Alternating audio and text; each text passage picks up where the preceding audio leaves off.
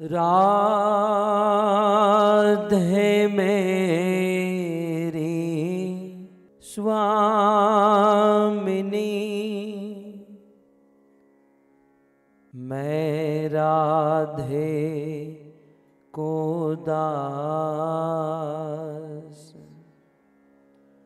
राधे मेरी स्वामिनी, मैं राधे को दास। जन्म जन्म मोहे दीजियो, श्री वृंदावन वास, श्री वृंदावन वास।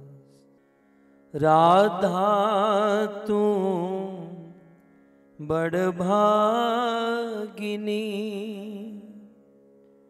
कौन तपस्या कीन, तीनों लोक के नाथ है, सो तेरो आधीन, सो तेरो आधीन। जय राधा माधव कुंज बिहारी, जय राधा माधव कुंज बिहारी, जय राधा माधव कुंज बिहारी, जय राधा माधव कुंज बिहारी, जय राधा माधव कुंज बिहारी, जय राधा माधव कुंज बिहारी। गोपी जन वल्लभ गिरिवर धारी, गोपी जन वल्लभ गिरिवर धारी, आ गोपी जन वल्लभ गिरिवर धारी, गोपी जन वल्लभ गिरिवर धारी। यशोदानंदन ब्रज जन रंजन, यशोदानंदन व्रज जन रंजन, यशोदानंदन ब्रज जन रंजन, यशोदानंदन व्रज जन रंजन, यशोदानंदन ब्रज जन रंजन, यशोदानंदन व्रज जन रंजन। यमुना तीर वनचारी, यमुना तीर वनचारी,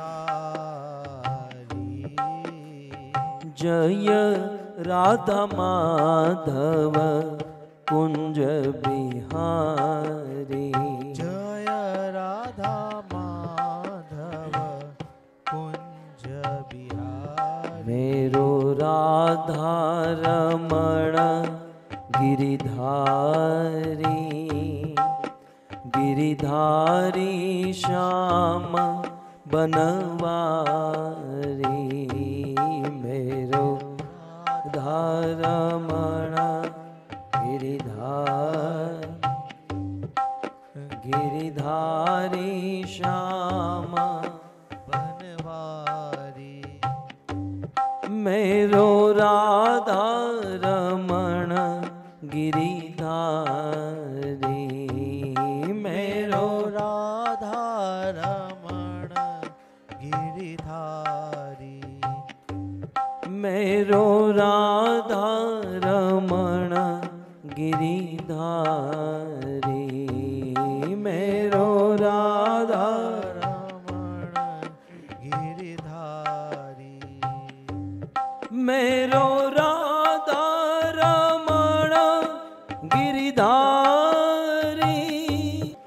गिरिधारी श्याम बनवारी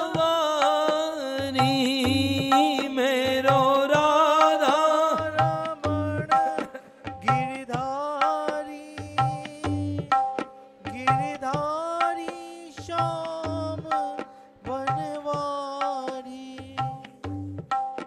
गोविंद मेरो है गोपाल मेरो है गोविंद मेरो है गोपाल मेरो है श्री बाके बिहारी नंदलाल मेरो है श्री बाके बिहारी नंदलाल मेरो है श्री बाके बिहारी नंदलाल मेरो है श्री बाके बिहारी नंदलाल मेरो है गोविंद मेरो है गोपाल मेरो है गोविंद मेरो है गोपाल मेरो है हरे कृष्णा कृष्णा कृष्णा हरे हरे हरे राम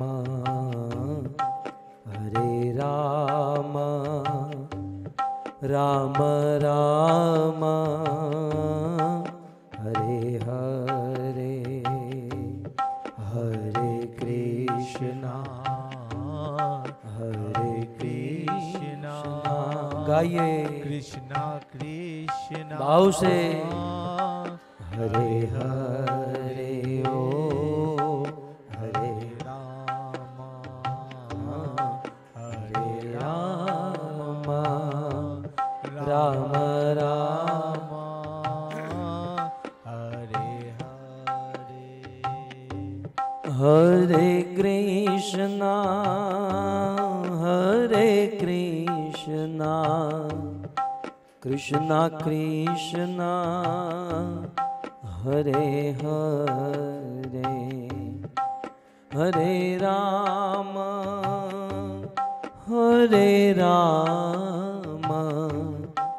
राम राम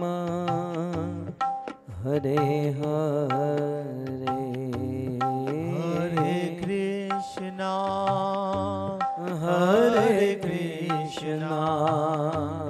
कृष्णा कृष्णा हरे हरे हरे राम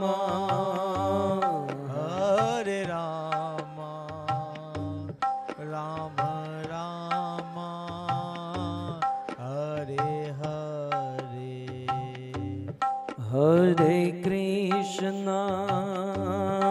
हरे कृष्णा कृष्णा कृष्णा हरे हरे हरे राम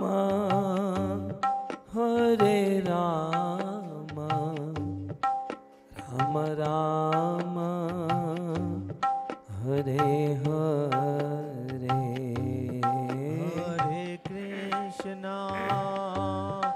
हरे कृष्णा कृष्णा कृष्णा हरे हरे हरे राम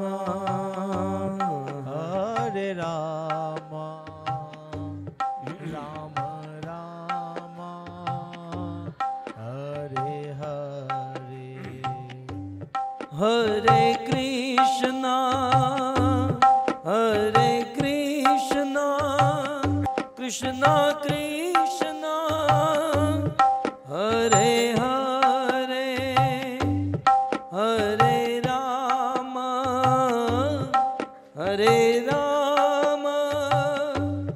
राम राम हरे हरे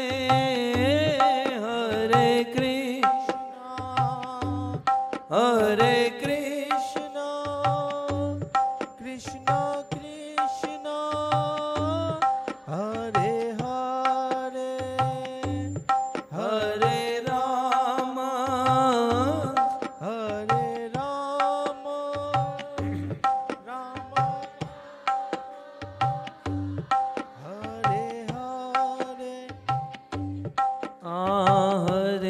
कृष्णा कृष्णा कृष्णा हरे हरे, हरे राम राम राम हरे हरे, कृष्णा कृष्ण हरे कृष्णा कृष्णा कृष्णा हरे हरे, हरे राम राम राम हरे हरे, हे हरे कृष्णा कृष्णा कृष्णा हरे हरे, हरे राम राम राम हरे हरे, हरे कृष्णा कृष्ण कृष्ण हे हरे हरे राम राम राम हरे हरे, राधा श्याम सुंदर, राधा श्याम सुंदर, राधा श्याम सुंदर राधे,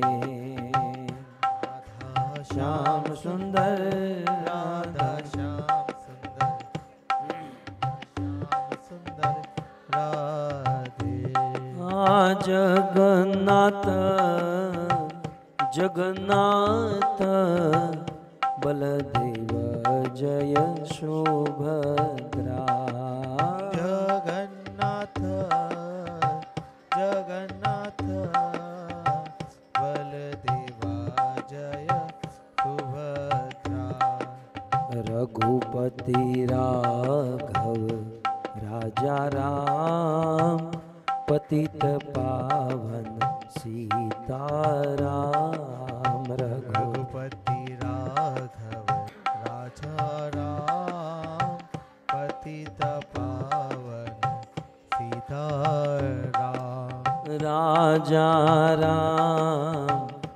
राजा राम पतित पावन सीताराम,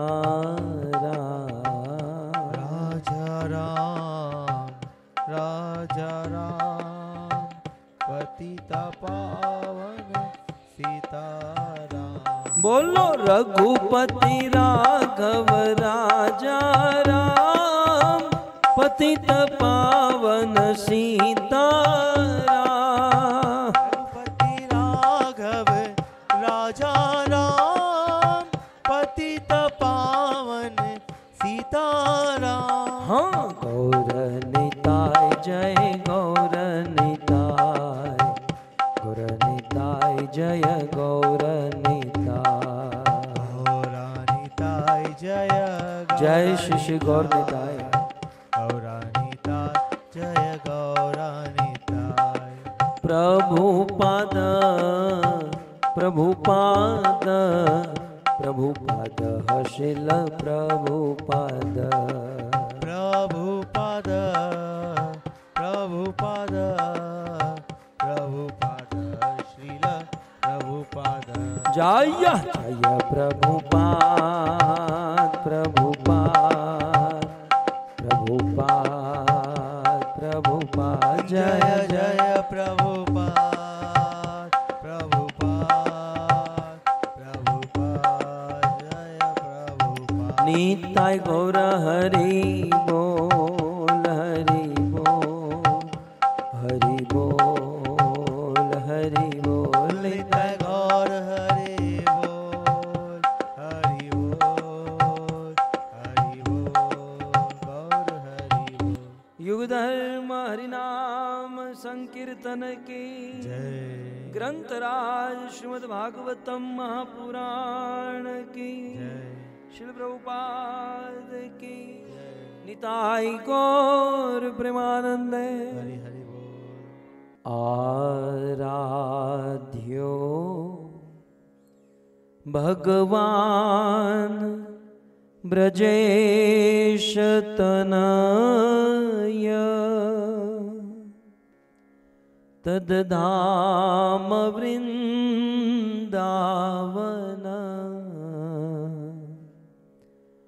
रम्या काचिदुपासना ब्रजबधू वर्गेण या कल्पिता, श्रीमद्भागवतं प्रमाणममलं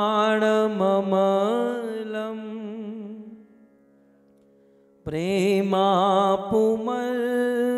तो महान श्री चैतन्य महाप्रभु मतमिदं तत्रादरो नः पर वंशी विभूषित करा नवनीरदाभा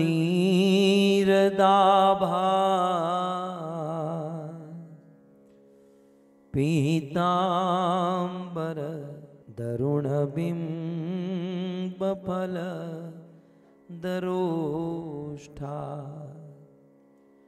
पूर्णेन्दु सुंदर मुखा अरविंद नेत्रा कृष्णात् परं किमपि तत्व अहं न जाने करारविंदे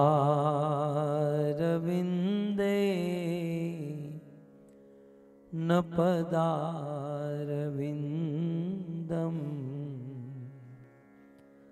मुखारविंदे विनिवेशयन्तम् वटस्य पत्रस्य पुटे शयानं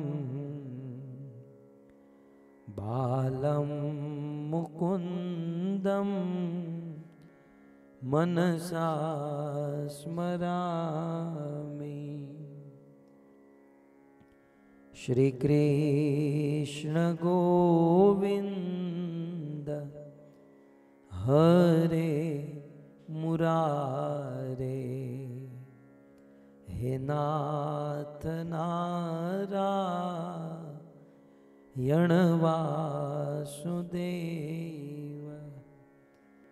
जिहवे पिबत्स्वा अमृतमेत देव गोविंद दामो दरमाधवेति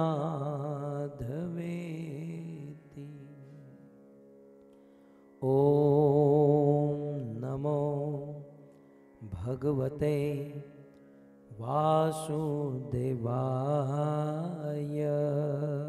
बोलिए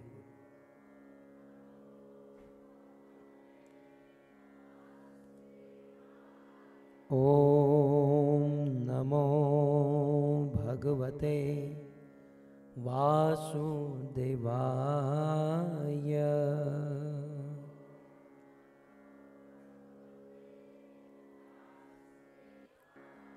ओम नमो भगवते वासुदेवाय।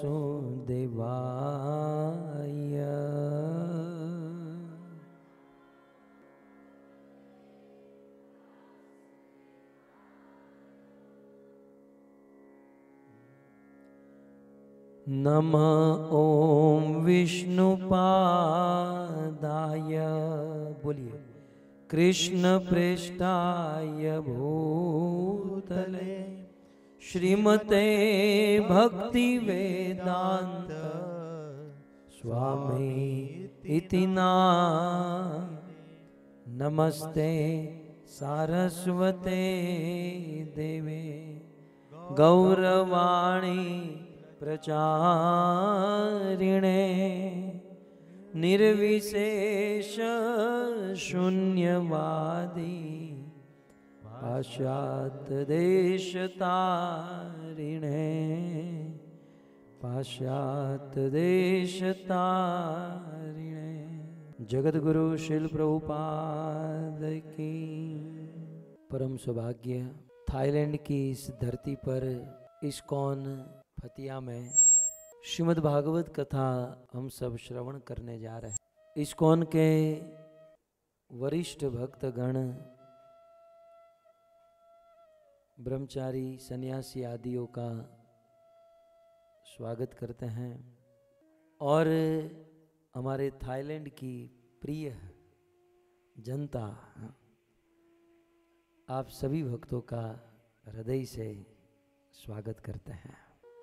जैसे मैंने आपको कहा कि मेरे द्वारा, लाल गोविंद दास के द्वारा भागवत के ऊपर कुछ बोलना और उसमें नरक के बारे में कहना, नरोत्तम दास ठाकुर की भाषा में कहूं तो वामन हैया चांद धरीते इच्छा करे। जैसे कोई हाइट में छोटा है, जैसे कोई कद में छोटा है और हाइट में छोटा आदमी चांद को पकड़ना चाहे है, तो ये तो कठिन मुश्किल है। तो मेरे जैसा आदमी भागवत को समझना और भागवत को समझाना चाहे तो ये कठिन है, ये मुश्किल है। तथापि फिर भी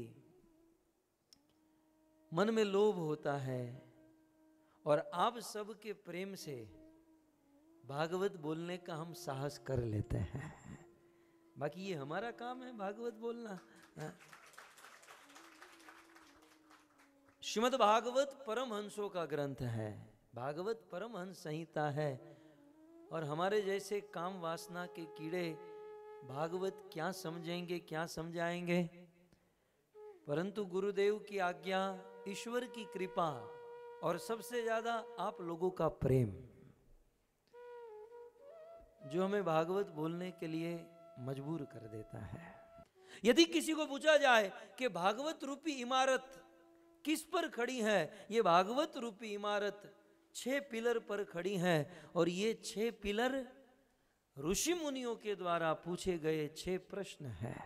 बहुत सुंदर प्रश्न, आप कभी सुनिएगा, हम कभी सुनेंगे। लेकिन इन 6 प्रश्नों में अंतिम प्रश्न था कि अखिल ब्रह्मांड नायक स्वयं धर्म भगवान कृष्ण जब इस संसार को छोड़कर चले गए तो धर्मम कह शरणम गत, तो धर्म कहां गया, धर्म किसकी शरण में गया।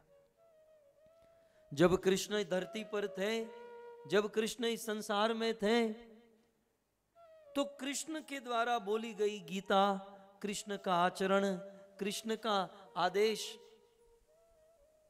ये सुनकर समझकर लोग धर्म का आचरण करते थे। परंतु 128 वर्ष के बाद जब कृष्ण इस संसार को छोड़कर वैकुंठ चले गए तो धर्म किसकी शरण में गया।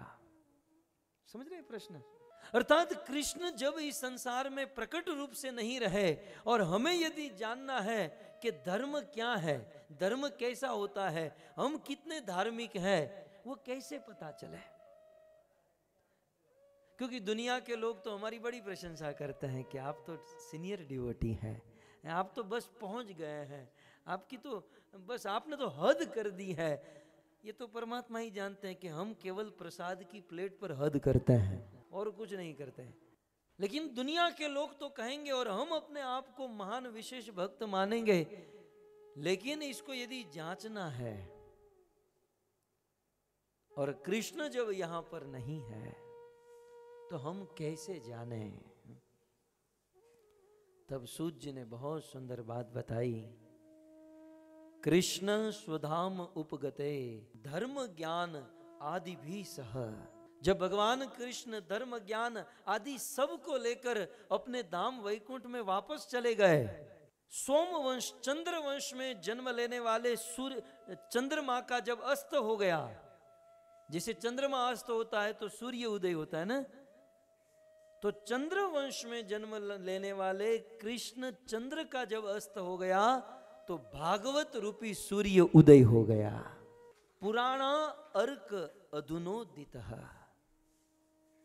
कृष्ण गए तो कृष्ण के बदले भागवत प्रकट हुआ।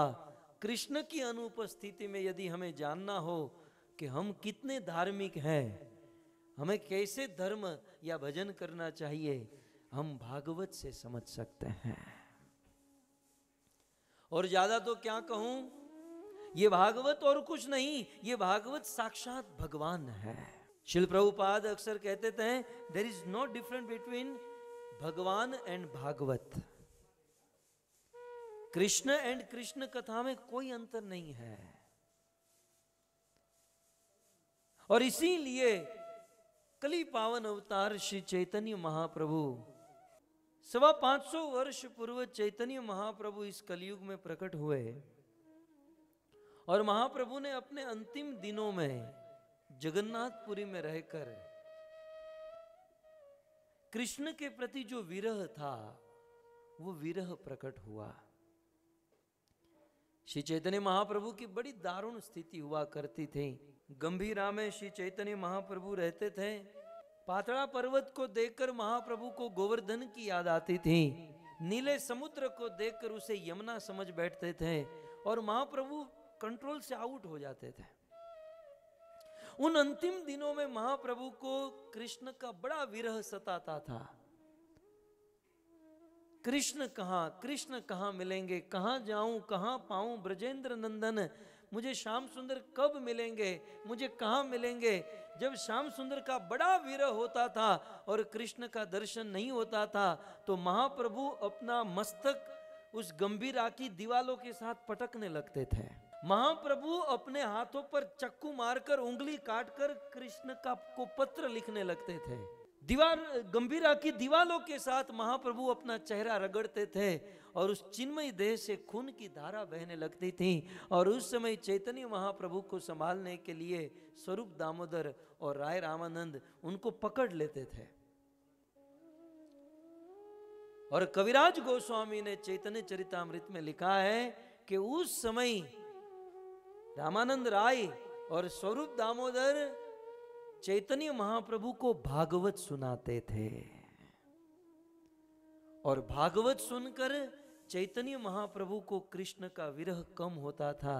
भागवत सुनकर चैतन्य महाप्रभु को कृष्ण की अनुभूति होने लगती थी। क्योंकि शिल प्रभुपाद कहते हैं कृष्ण में और भागवत में कोई अंतर नहीं है।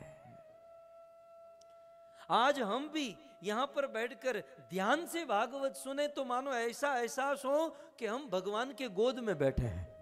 श्रीमद् भागवत के 5वें स्कंद में सुखदेव गोस्वामी महाराज परीक्षित को नरक की कथा सुनाते हैं। प्रसंग इस प्रकार का है।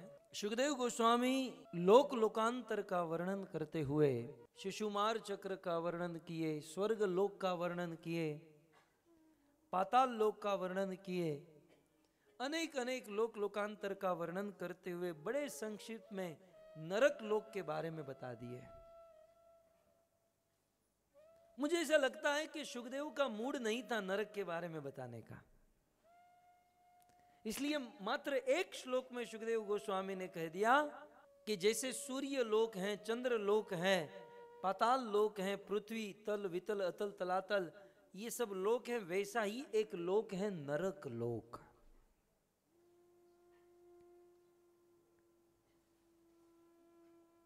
तो बस संक्षिप्त में इतना कह दिया कि नरक लोक है। और सुखदेव जी कुछ आगे बोलने जाए उसके पहले महाराज परीक्षित सुखदेव जी से कहते हैं कि रुकिए रुकिए महाराज रुकिए, आपने नरक के बारे में बड़ा संक्षिप्त में कह दिया। सुखदेव जी नरक के बारे में मैं विस्तार से सुनना चाहता हूं। श्री राजोवाच, महाराज परीक्षित कहते हैं नरका नाम भगवान किम देश विशेषा अथवा बहिस्त्री लोकिया आहोस्वित अंतरालम इति। भागवत का 5वां स्कंद है और 5वें स्कंद में आधा जो स्कंद है वो गद्य में है। वैसे 90% भागवत पद्य में, पद्य माने पोयम, कविता। 95% भागवत सुखदेव जी ने गाते हुए, जैसे कोई सॉन्ग गाता है, गाते हुए सुनाया। लेकिन 5वें स्कंद के भागवत के कुछ अध्याय हैं जहां सुखदेव ने गाया नहीं, सुखदेव ने कहा, बोले। नरक गाने जैसा है भी नहीं है, ये नरक की जो चीजें हैं बंदा कैसे गाएगा। तो सुखदेव जी ने बोलते हुए नरक का वर्णन किया और परीक्षित ने बोलते हुए प्रश्न पूछा। महाराज परीक्षित कहते हैं, नरका नाम भगवन किम देश विशेषा। सर्वप्रथम सुखदेव गोस्वामी को भगवान संबोधन दे रहे हैं। परीक्षित महाराज सुखदेव जी को भगवान कह रहे हैं। भगवान, यद्यपि भगवान शब्द केवल कृष्ण के लिए रिजर्व्ड है, क्योंकि भगवान उसे कहते हैं जिसमें 6 भग, ऐश्वर्यस्य समग्रस्य वीर्यस्य यशस्य श्रेय ज्ञान वैराग्य शैव शषणाम भग इति गणा, ये 6 ऐश्वर्य आप सब जानते हैं। लेकिन जिस व्यक्ति में ये 6 गुण परिपूर्ण मात्रा में, सुंदरता, बल, ज्ञान, यश, वैराग्य, धन, ये कंप्लीटली परिपूर्ण जिसमें हो, वो भगवान हो सकते हैं। और ऐसे एकमात्र कृष्ण है। तो फिर सुखदेव जी को यहां पर भगवान क्यों कह रहे हैं? परीक्षित महाराज ने सुखदेव को क्या कहा? नर का नाम भगवान है, भगवंत। हमारे देश में एक भगवान है जिसमें 6 ऐश्वर्य होते हैं, वो अलग है। लेकिन हमारे देश में या शास्त्रों में, वेदों में किसी को रिस्पेक्ट देने के लिए भगवान शब्द इस्तेमाल किया जाता है। इसलिए परीक्षित महाराज सुखदेव को एज ए रिस्पेक्ट, आदर के साथ भगवान कह रहे हैं। इससे हमें क्या सीखना है? प्रैक्टिकल नॉलेज, कि जो भी हमें प्रवचन सुना रहा है, जो भी हमें कथा सुना रहा है, या जो भी हमको ज्ञान दे रहा है, उनको रिस्पेक्ट करना चाहिए, उनको आदर देना चाहिए। ये हमारे देश की परंपरा है। भगवत गीता में कृष्ण ने अर्जुन को क्या कहा? हे अर्जुन, तद्विद्वी प्रणिपातेन परिप्रश्नेन सेवया। प्रणिपातेन, अर्जुन नम्र होकर, हम्बल बनकर जब किसी तत्वदर्शी के पास जाओगे तब ज्ञान मिलेगा, तब नॉलेज मिलेगा। जब रावण को राम ने मार दिया है ना, एक साथ 31 बाण मारे, 20 भुजा, 20 मस्तक और 31वां नाभि, और रावण गिरा। राम ने लखन को भेजा, लक्ष्मण जाओ, जो भी है रावण ज्ञानी है, उससे ज्ञान लेकर आओ। लक्ष्मण ने कहा, भैया छोड़ो ना, ये पापी से ज्ञान लेना है। नहीं नहीं नहीं अनुज, लखन, ये ज्ञानी, उसे ज्ञान लेकर आओ। लक्ष्मण गए, रावण के मस्तक के पास खड़े, रावण ने अपना मस्तक फेर लिया। लक्ष्मण दौड़ते हुए आए, भैया भैया, रस्सी जल गई लेकिन बल नहीं गया। इतना अभिमान, मुझे देखकर मुंह फेर लिया। मैंने उनसे ज्ञान मांगा, नहीं दिया। तब राम ने कहा, लखन तुम कैसे गए? बोले, मैं सीधा गया, उसके मस्तक के पास खड़ा रहा, मस्तक फेर लिया। तब राम ने कहा, देखो, ज्ञान ग्रहण करने के लिए जिससे ज्ञान ले रहे हो उसका आदर करना सीखो, रिस्पेक्ट देना सीखो। और किसी के मस्तक के ऊपर खड़े रहकर ज्ञान नहीं मिलता, चरणों में खड़े रहने से ज्ञान मिलता है। तुम रावण के पास जाओ, चरणों में खड़े रहो, प्रणाम करो, तब ज्ञान मिलेगा। और लक्ष्मण जी गए और रावण के चरणों के पास जब खड़े रहे, तो मरते मरते रावण ने लक्ष्मण को सुंदर ज्ञान दिया। मैं इसलिए कह रहा था कि परीक्षित महाराज ने सुखदेव को भगवन कहा। नर का नाम भगवन, किम आहोस्वित अंतरालम इति, किम देश विशेषा। हे भगवान, ये नरक क्या है? तो समझ गए भगवान क्यों कहा? As a respect. और दूसरा, एक आचार्य ने अपनी कमेंट्री में बहुत सुंदर बात लिखी कि परीक्षित महाराज सुखदेव गोस्वामी को भगवंत इसलिए कहते हैं क्योंकि सुखदेव गोस्वामी में जो 6 ऐश्वर्य में जो 6 गुण होते हैं, उनमें एटलीस्ट 2 गुण तो थे। और वह कौन सा गुण था? एक वैराग्य और दूसरा ज्ञान। एक तो सुखदेव गोस्वामी में भरपूर वैराग्य भरा था। ये भागवत हम लोग जिससे सुन रहे हैं ना भक्तों, वो कोई साधारण आदमी नहीं, परम वैराग्य, वैराग्य चूड़ामणि सुखदेव गोस्वामी। व्यास नंदन, व्यास मुनि की पत्नी कृतिका के गर्भ में थे सुखदेव, और गर्भ में 12 साल बीत गए। बच्चा तो 9 महीने में बाहर आ जाता है ना, ये 12 साल तक माँ के गर्भ में रहे। बाहर से व्यास मुनि कहते बेटा बाहर निकलो, तो अंदर बैठे बैठे मैं नहीं निकलूंगा, मुझे माया का डर लग रहा है। स्वयं भगवान कृष्ण आए और कहा कि माया मेरी शक्ति है, तुम चिंता मत करो, माया तुम्हें टच नहीं करेगी। तब जाकर सुखदेव का प्राकट्य हुआ और जन्म लेते ही सुखदेव अपने माँ बाप, माता पिता, घर बार, संसार सब कुछ छोड़कर वन में चले गए, ब्रह्म समाधि में स्थित हो गए। परम विरक्त चूड़ामणि उनके विषय में आया, स गोदोहन काल मात्रेण गृहेशु गृह मेदिनाम। सुखदेव जी एक स्थान पर ज्यादा देर तक टिकते नहीं है। जितने समय में गाय को दोहा जाता है उतने समय तक सुखदेव एक स्थान पर रहते हैं और फिर आगे निकल जाते हैं। ऐसे परम विरक्त, विरक्ति का गुण है और साथ ही साथ ज्ञान का गुण है। और इतना ही नहीं, सुखदेव में सुंदरता भी, ऐसा भागवत में लिखा है, कृष्ण जैसे सुंदर थे सुखदेव। जैसे कृष्ण का शरीर श्याम वर्ण का था, सुखदेव जी श्याम वर्ण के थे, लंबे बाल थे। सुखदेव जी के बाल कैसे थे? लंबे बाल थे। कुछ लोग मुझे कहते हैं कि आप मुंडन करा दो। मैंने कहा सुखदेव के तो लंबे लंबे बाल थे, मैं तो छोटा छोटा रख रहा हूं। सुखदेव जी के लंबे बाल थे, कमर पतली थी और 16 साल के युवक थे सुखदेव गोस्वामी। ऐसे सुंदर थे, विरक्त थे, ज्ञानी थे कुछ हद तक। षड ऐश्वर्य भगवान के जो 6 भग गुण सुखदेव गोस्वामी में थे, इसलिए परीक्षित महाराज सुखदेव गोस्वामी को भगवंत कह रहे हैं। ओके, 2 रीजन मैंने आपको बताया, एक तो एज ए रिस्पेक्ट और एक उनमें ये गुण प्रकट हो रहे थे, इसलिए भगवान कह रहे हैं। तो हे भगवंत, हे सुखदेव गोस्वामी, नर का नाम किम देश विशेषा। आपने अभी अभी नरक शब्द का इस्तेमाल किया। ये नरक क्या कोई कंट्री है? नरका किम देश, नरक कोई कंट्री है? जैसे ऑस्ट्रेलिया, अमेरिका, ऐसे नरक कोई देश है? किम देश विशेषा। अथवा बही स्त्री लोकिया, अथवा ये नरक जो है त्रिलोक, ये तीनों लोक, अतल वितल तलातल, मतलब भू भुव अध,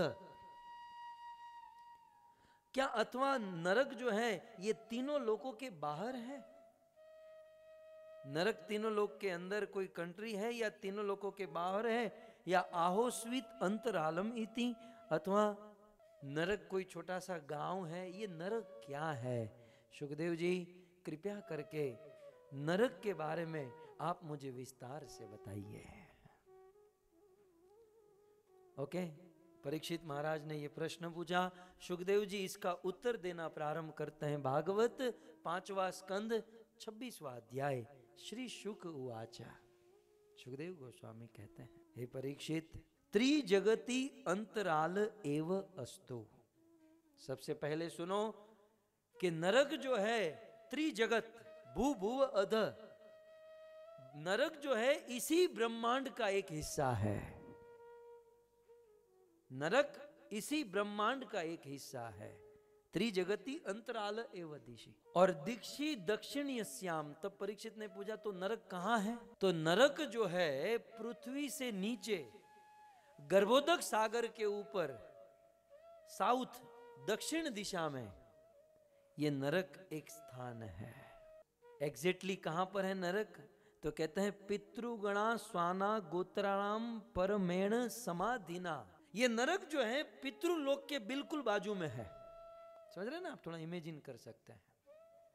पृथ्वी से बिल्कुल नीचे, गर्भोदक सागर के ऊपर दक्षिण दिशा में, और पितृलोक के बाजू में।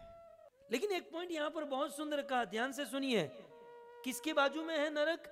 पितृलोक के बाजू में। तो सुखदेव जी कहते हैं ये वो पितृलोक है जहां पर पितृगणा, जहां पर पितृलोक मतलब हमारे पितृ, हमारे पूर्वज, समझ रहे ना, पूर्वज, ये वो पितृलोक है जहां पर हमारे पूर्वज, हमारे पितृगण स्वानाम गोत्राणाम परमेण समाधिना सत्या एव आशीषा आशाशानम निवसंती। ये वो पितृलोक है जहां पर पितृगण अपने पुत्रों के लिए, अपने वंशजों के लिए सुंदर आशीष और सुख की कामना करते हैं। ये नरक का इंट्रोडक्शन दे रहे हैं, उसके साथ साथ नरक पितृलोक के बाजू में है, लेकिन पितृलोक में क्या होता है ये बात मैं आपको समझाना चाहता हूं। पितृलोक में हमारे माँ बाप, हमारे पिता, हमारे माता जिसकी मृत्यु हो चुकी है, वो उस पितृलोक में रहते हैं वेटिंग में। जब तक वो आगे नरक में न जाए तब तक पितृलोक में वेटिंग में रहते हैं। उस वेटिंग में रहकर वो पितृ, हमारे पूर्वज क्या करते हैं, हमारे लिए शुभ कामना करते हैं, मंगल कामना करते हैं कि मेरे बच्चे खुश रहे, मेरे बेटों के जीवन में कोई विघ्न ना आए। ये है पितृलोक। हमारे पितृ सदैव हमारे लिए मंगल की कामना करते हैं, हमारे पितृ सदैव हमारा भला चाहता है। कौन बाप, कौन माँ अपने बच्चों के लिए बुरा सोचती हैं? हाँ, बच्चे माँ बाप के लिए बुरा सोचते हैं, इसमें तो कोई संशय नहीं है। लेकिन कौन माँ बाप अपने बच्चों के लिए बुरा सोचते हैं? इवन मरने के बाद भी माँ बाप पितृलोक में रहकर बच्चों के लिए भला सोचते हैं। और इसीलिए भागवत के एकादश स्कंद में लिखा है, हम सब हमारे पितरों के ऋणी हैं। ऋण समझते ना? ऋण को अब इंग्लिश में लोन कहा जाएगा। हम सब हमारे पितरों के ऋणी हैं। देवर्षि भूताप्त्र नृणाम पितृणाम, पितरों का ऋण है। जीते जी हमें सुख देते हैं और बेचारे मरने के बाद भी हमारे सुख की कामना करते हैं। और ऐसे पितरों के ऋण को हम चुकाएंगे नहीं। याद रखिएगा, ऐसे पितरों को यदि हम दुखी करेंगे तो हमारे जीवन में कभी सुख नहीं आ सकता है, सुख नहीं आ सकता। ये पितरों की बात आई इसलिए कह दूं, जब कोई व्यक्ति यहां पर मरता है, जब यहां पर कोई मरता है तो मरने के बाद वो पितृलोक में जाता है, ठीक है? और पितृलोक में वो वेटिंग एरिया है जहां वेटिंग में रहता है। क्योंकि नरक में जो यमराज का ऑफिस है, जहां कोर्ट है, जहां यमराज, चित्रगुप्त सब लोग बैठते हैं, वहां इतने सारे पापी लाइन में खड़े हैं, तो वेटिंग लिस्ट आजकल लंबा चल रहा है। इसलिए आजकल पितरों को पितृलोक में बहुत सालों तक रुकना पड़ता है, और बहुत सालों तक वे रुकते हैं। उसके भोजन की व्यवस्था क्या होती है जानते हैं? भागवत में लिखा है कि साल भर तक उनको कुछ नहीं मिलता। साल में एक दिन होता है जिसे हम कहते हैं श्राद्ध। जिस तिथि में हमारे पूर्वज पितरों का निधन हुआ, मृत्यु हुई, उस तिथि में, श्राद्ध के दिन, उस तिथि में यदि हम श्राद्ध करते हैं, ब्राह्मणों को भोजन कराए, कौवे को भोजन कराए, श्राद्ध करे, तो वह श्राद्ध पूरे साल की व्यवस्था पितृलोक में पितरों को मिल जाती है। आप कहोगे प्रसाद की एक प्लेट साल भर कैसे चलेगी? ये भगवान का गणित है।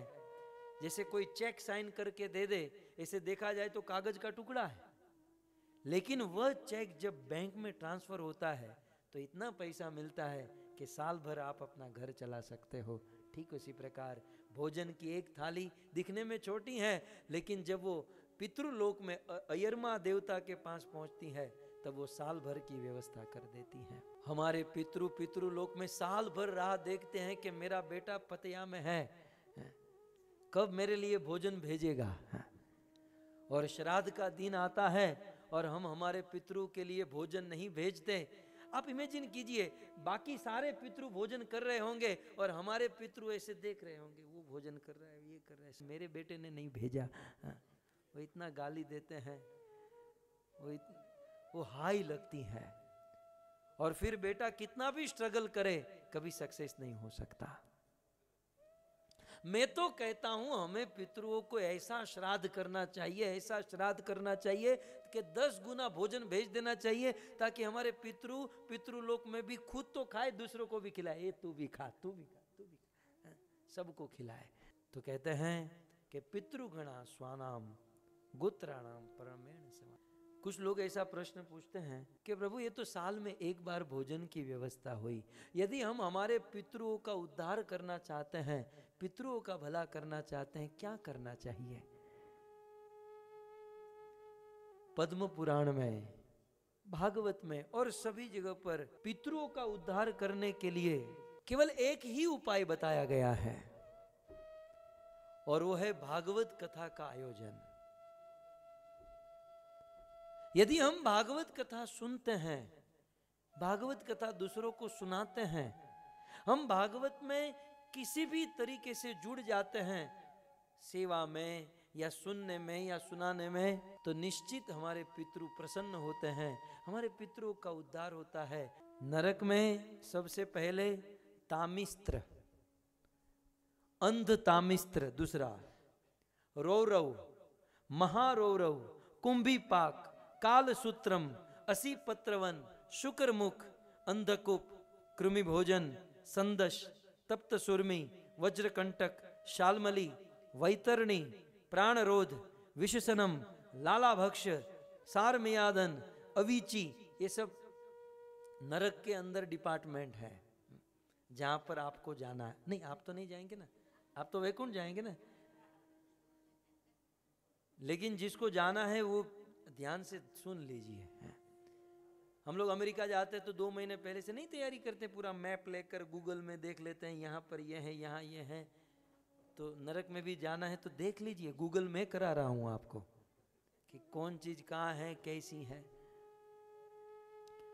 तो रौरव, महारौरव, कुंभीपाक, कालसूत्र, असीपत्रवन, शुक्रमुख, अंधकूप, कृमिभोजन, संदश, तप्त सुरमी, व्रजकंटक, शालमली, प्राणरोध, वैतरणी, विषसन, सारमेयादन, अवीची, अयपान, शारकर्दम, रक्षोगण, भोजन, शूलप्रोध, दंदशुक, अटव, पर्यावर्तन, शुचिमुख। इस प्रकार से सुखदेव गोस्वामी कहते हैं कि ये सब नरक के नाम है। अभी भी सुखदेव का मूड नहीं हो रहा था, धर्मराज जी, सुखदेव का मूड, सुखदेव जी ने कहा कि ये सब नरक के नाम है परीक्षित, अब मैं आगे कथा सुनाता हूं। परीक्षित ने कहा रुको रुको रुको रुको, केवल नाम मत दो महाराज, किस नरक में क्या दंड दिया जाता है और किस नरक में कैसे अपराधी को क्या पाप करे और कौन सा नरक मिलता है, हमको विस्तार से बताइए। बुद्धिमान व्यक्ति वो है जहां जाना है वहां की वस्तु को पहले से समझ ले। जब परीक्षित महाराज ने कहा कि आप एक ही श्लोक में सारे नरकों के नाम गिना दोगे, नहीं चलेगा महाराज, आप एक एक नरक के बारे में हमको विस्तार से बताइए, तब सुखदेव गोस्वामी नरक को विस्तार से बताते हैं। अब नरक का वर्णन सुखदेव गोस्वामी शुरू करते हैं, लेकिन इसके पहले मैं आप सबको कह दूं कि दुनिया में लोगों की नरक के बारे में कई सारी धारणाएं हैं। कुछ लोगों का ऐसा मानना है कि नरक और स्वर्ग कुछ नहीं, जो भी है यहीं पर है। ऐसा नहीं है, नरक और स्वर्ग यही है ऐसा नहीं है। नरक एक अलग स्थान है, जैसे मैंने आपको बताया। कुछ लोग ऐसा कहते हैं कि जो भी दंड मिलता है, दुख मिलता है, हमको यहीं पर मिलता है, नरक स्वर्ग कुछ नहीं। हाँ, यहां पर हमें दंड मिलता है, लेकिन वो हमारे पाप का वास्तविक दंड नहीं है। यहां जो हमें दंड मिलता है वो तो मात्र एक सैंपल है। रियल वास्तविक दंड तो नरक में, जैसे फॉर एग्जाम्पल आपका थाईलैंड में मुझे पता नहीं, लेकिन भारत में जब कोई पुलिस चोर को चोरी करते हुए पकड़ लेते तो डंडे से बहुत पीटते हैं। उसी जगह पर ही वो पुलिस 2-5 डंडे मारती हैं और पकड़ लेते हैं और लेकर जाते हैं। तो उस चोर को डंडे से मारना ये उसकी वास्तविक सजा नहीं है, है ना, ये तो एक सैंपल है। वास्तविक सजा तो उस चोर को कोर्ट में ले जाएंगे और जजमेंट देंगे, उसे ये जेल में डालना है, वो उसकी वास्तविक सजा होगी। इस दुनिया में हमें जो दुख मिल रहा है वो एक सैंपल है। वास्तविक दंड तो यमराज देंगे और वह दंड हमें नरक में भुगतना होगा।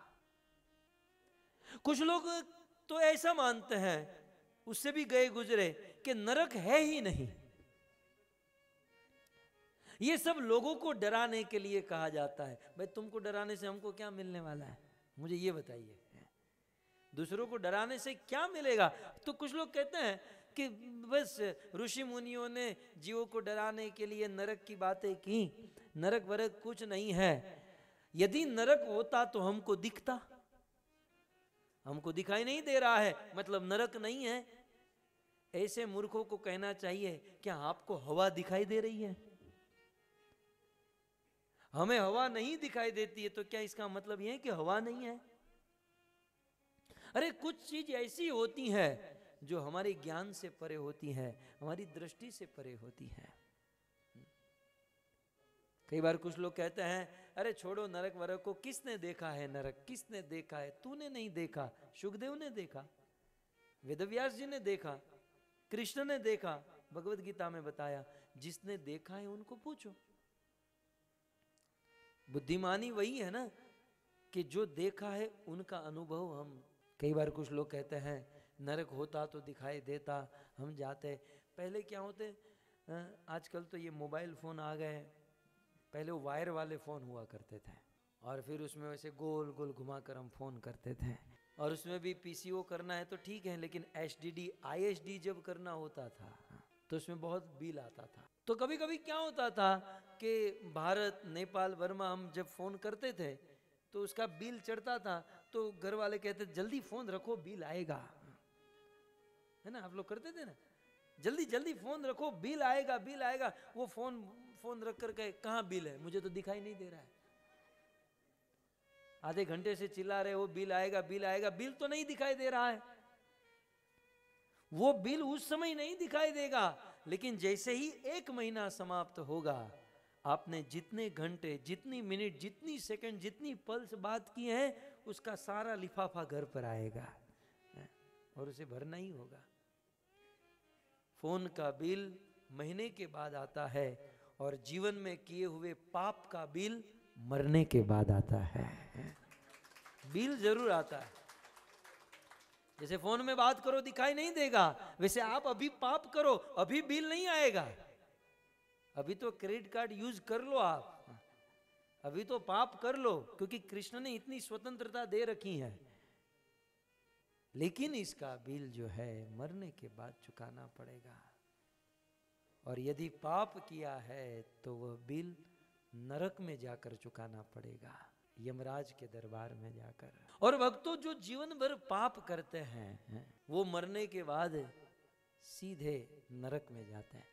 जो भक्ति करते हैं और जिसकी भक्ति परिपूर्ण हो गई, वो तो सीधे वैकुंठ गोलोक वृंदावन। जिसकी भक्ति अधूरी रह गई है वो सीधे मनुष्य बनते हैं। शुचिनाम श्रीमताम गेह योगो भ्रष्ट विजायते। किसी धनी परिवार में, किसी पवित्र, किसी भक्त के घर पर उनका जन्म होता है, ताकि जो भक्ति अधूरी है उसको वो कंप्लीट कर सके। जैसे आजकल के बच्चे नहीं बचपन से ही हरिनाम जप करते हैं, गीता के श्लोक बोलते हैं, ये पूर्व जन्म की सुकृति भक्ति लेकर आए हैं। ये आजकल का नहीं है। नहीं तो हम 50 साल के बूढ़े हो गए, हमको 5 श्लोक भी नहीं आते। और छोटे छोटे बच्चे कितना श्लोक गा देते हैं, बोल देते हैं।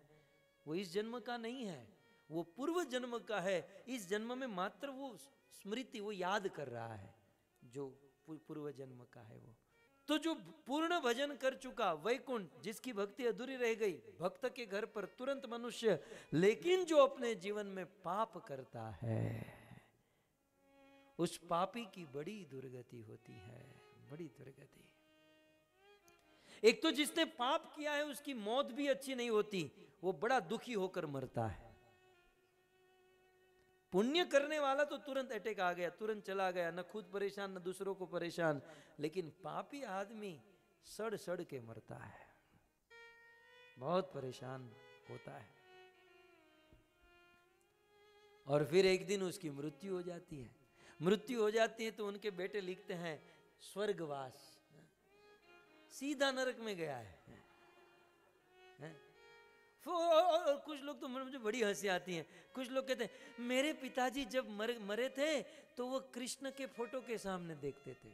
तेरा बाप कभी कृष्ण को देखा था? जीवन भर दारू पीता था, वो मरते समय कृष्ण को देखेगा? लेकिन तो क्या ना, हम अपने आप को मनाने का प्रयास करते हैं। मेरे मेरे मेरे पिताजी जब मरे तो वो भगवान का नाम, अब मरने से 2 महीने पहले वाणी बंद हो जाती है, वाह गदगदा, कफ पित्त से भर जाता है, न बुद्धि काम करती है, न वाणी, न कान, न आंख, कुछ काम नहीं करता है, केवल काम करता है तो मन। एक बात याद रखिएगा कि मरते समय केवल एक ही तत्व काम करता है और वो है हमारा मन, हमारा माइंड। और इसीलिए गीता में कृष्ण ने बार बार कहा, मन मना भव मद भक्तो अर्जुन, कुछ नहीं चाहिए, मुझे अपना मन दे दो।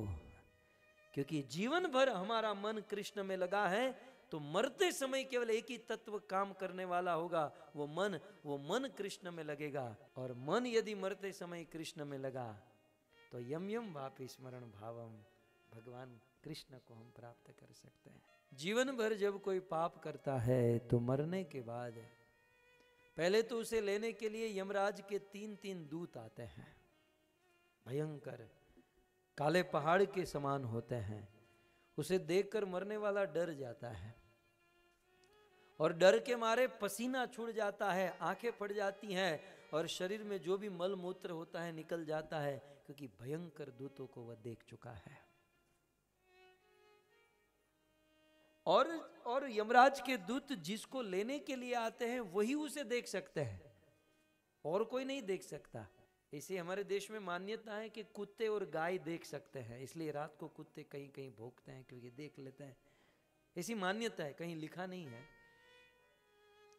लेकिन जिनको लेने आए हैं वही यमराज के दूत को देखते हैं।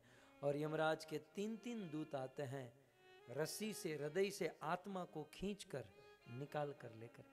उस परिस्थिति में भी वो पापी मरना नहीं चाहता है, इतना परेशान हुआ है लेकिन फिर भी खुद मरना नहीं चाहता है। मरते समय उनको बड़ा कष्ट होता है, लेकिन जबरदस्ती यमराज के दूत उसे खींचकर घसीट कर लेकर जाते हैं और यहां से 99,000 योजन दूर नीचे, जो भी बताया आपको, 99,000 योजन दूर नीचे पितृलोक में लेकर जाते हैं। पितृलोक जहां वेटिंग होता है और फिर उसे यमराज के कोर्ट में खड़ा किया जाता है। यमराज जी बैठे हैं अपने आसन पर और यमराज जी का एक मंत्री जिसका नाम है चित्रगुप्त, और उस पापी को वहां पर खड़ा किया जाता है। और यमराज जी चित्रगुप्त को कहते हैं, चित्रगुप्त बताओ इस व्यक्ति ने जीवन में क्या क्या पाप किए हैं। और चित्रगुप्त अपना, अब तो वहां भी लैपटॉप आ चुके हैं, कंप्यूटर आ चुके हैं, चित्रगुप्त अपना कंप्यूटर खोलता है। चित्रगुप्त परेशान हो जाता है, महाराज आप इसे तो बड़ी से बड़ी सजा दो क्योंकि ये पताया का आदमी है, ये फतिया का है और इसने इतना पाप किया, हमारी 3 हार्ड डिस्क भर गई है, ये हमारी 3 हार्ड डिस्क बिगाड़ चुका है महाराज, पहले तो ये हार्ड डिस्क के लिए इसको दंड दो, इसका कितना लेखा जोखा हमको रखना पड़ेगा। सो इस प्रकार से यमराज जी देखते हैं कि किस जीव ने क्या सजा की है और उस पाप के अनुसार यमराज जी उनको दंड देते हैं। अब सुनिए, भागवत से हम सुनते हैं कि कैसे पापी को किस नरक में डाला जाता है और वहां पर क्या होता है। सुखदेव गोस्वामी कहते हैं, यत्र यह तू परवित्त अपत्य कलत्राणि। सुखदेव जी कहते हैं कि यत्र, यहां पर माने इस संसार में, इस पृथ्वी पर जो व्यक्ति परवित्र दूसरों के धन को चुराता है, चुराना माने झूठ बोलकर ले लेना, किसी का धन पड़ा लेना, तो यत्र यह तू परवित्त, जो दूसरों का पैसा ले लेता है। आजकल लोगों को मनी जो है ना, हनी से भी ज्यादा स्वादिष्ट लगता है और उसमें भी दूसरों का पैसा तो बड़ा अच्छा लगता है। तो इसलिए यहां पर लिखा है परवित्त अपना पैसा तो है लेकिन दूसरों के पैसे पर ज्यादा नजर टिकी होती है। तो परवित्त दूसरों का पैसा जो ले लेता है, और पैसा ही नहीं अपत्य कलत्राणी, और दूसरों की पत्नी को जो ले लेता है, दूसरों के बच्चे को, जो दूसरों के संतान को जो हरण अपहरण किडनैप कर लेता है, कहते हैं सही व निश्चय ही अति भयानके यम पुरुषे काल पाश बद्ध। दूसरों का पैसा ले लेता है, दूसरों की पत्नी और दूसरों के बच्चे को जो ले लेता है, वो निश्चय ही नरक में जाता है। ये पहली बात सुखदेव जी ने कहा। और कैसे नरक में? अति भयानक है, वो भयानक नरक में जाता है। और यम पुरुषे काल पाश बद्ध, और यमराज के दूत उस पापी को काल पाश में एक बहुत मोटी रस्सी में बांधकर एक नरक में डालते हैं। उस नरक का नाम है तामिस्त्र। तामिस्त्र नरके, तामिस्त्र नाम के नरक में बलात् जबरदस्ती उसे लेकर जाते हैं और निपायते, वहां पर उसे गिरा देते हैं। ये तामिस्त्र नरक कैसा है? जैसे वो मैंने आपको लिस्ट बताया ना, उसमें एक ये नरक था। तामिस्त्र नरक कैसा है? तो तामिस्त्र प्राय, तामिस्त्र नरक कैसा है? जहां पर अंधकार ही अंधकार होता है, जहां पर कोई उजाला नहीं है। तम माने अंधकार, तामिस्त्र अंधकार। ये ऐसा नरक है जहां पर कोई टॉर्च नहीं है, न दिया है, न कोई प्रकाश नहीं, आदमी अपने आप को भी नहीं देख सकता, और हजारों करोड़ों वर्ष तक उसे उस अंधकार में रखा जाता है। और उस अंधकार में रखकर अन्न शन न, उसे अन्न और जल नहीं दिया जाता। अंधेरे कोटड़ी में, अंधेरे कमरे में, और न पानी दिया पीने को और न भोजन देते हैं। इतना ही नहीं, दंड ताड़न संतर जन आदि। और फिर जिन लोगों का पैसा वो लेकर चला गया है, जिसकी पत्नी का अपहरण कर लिया है, जिनके बच्चों का अपहरण कर लिया है, वे लोग वहां पर पशु पक्षी बनकर आते हैं और इसे डंक मारते हैं, इसे नोचते हैं, इसे काटते हैं, इसे खाते हैं। ये चिल्लाता है, ये चिल्लाता है, कहता है अब छोड़ दीजिए, अब मैं नहीं करूंगा, नहीं करूंगा। यमराज के दूत 10 डंडे और ज्यादा मारते हैं। जैसे गोस्वामी तुलसीदास जी ने कहा, हर ही शिष्य धन शोक न हर ही। जो गुरु बनकर बैठा है, जो साधु सन्यासी बनकर बैठा है, अपने शिष्यों का धन तो हरता है, लेकिन शिष्य का शोक नहीं हरता है, उसका दुख दूर नहीं करता है। वह व्यक्ति इस तामिस्त्र नरक में जाकर गिरता है। इसमें पैंट शर्ट वाले कम है, धोती वाले ज्यादा है। तो इस प्रकार आइए आगे आगे कहते, एवं एव यतु पुरुषम वंच इत्मा वरादीन उपभुंक्ते यत्र अंध तामिस्त्र निपायमान। जो व्यक्ति किसी को ठग कर किसी की पत्नी का अपहरण करके चला जाता है, उसे अंध तामिस्त्र नरक में डालते हैं, और वहां पर भी उसे भयंकर दंड, भयंकर यातना दी जाती है।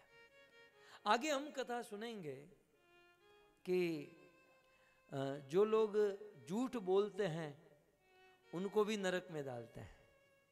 अपने घर पर आए हुए गेस्ट को, अतिथि को देखकर स्माइल नहीं देते, प्रसन्न नहीं होते, वो भी नरक में जाते हैं। जो लोग उच्च कुल में जन्म लेकर भगवान को भोग नहीं खिलाते, साधु संतों की सेवा नहीं करते, वो भी नरक में। सारी बातें आएगी। लेकिन परीक्षित महाराज ने ये पूछा कि हे सुखदेव जी, यह बताइए कि इस नरक से बचने का कोई उपाय हो तो आप बताइए। तो हम रोज नरक का भी वर्णन करेंगे, नरक से बचने का उपाय का भी वर्णन करेंगे। आइए नरक से बचने का उपाय हम सुने, उसके पहले 2-5 मिनट खड़े होकर कीर्तन करेंगे, और कीर्तन के बाद आगे की कथा हम जारी रखेंगे। भाव से खड़े होकर। हरे कृष्णा कृष्णा कृष्णा हरे हरे, हरे राम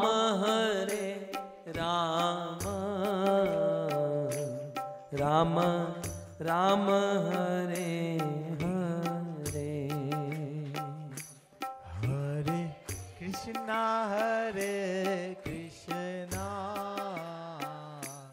गाइए। कृष्ण हरे हरे, हरे राम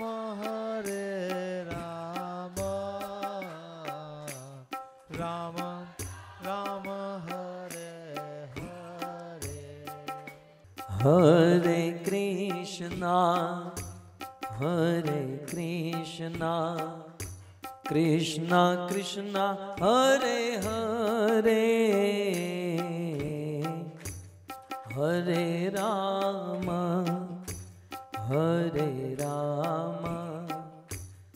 राम राम हरे हरे। हरे कृष्णा कृष्णा कृष्णा हरे हरे, हरे राम राम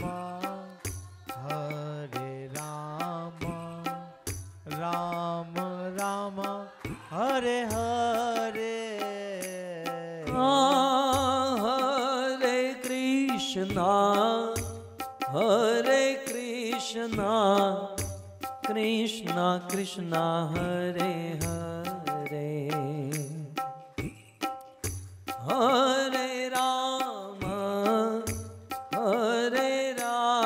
हरे राम राम राम हरे हरे। हरे कृष्णा कृष्णा कृष्णा हरे हरे, हरे राम राम राम हरे हरे। हरे कृष्णा कृष्णा कृष्णा हरे हरे,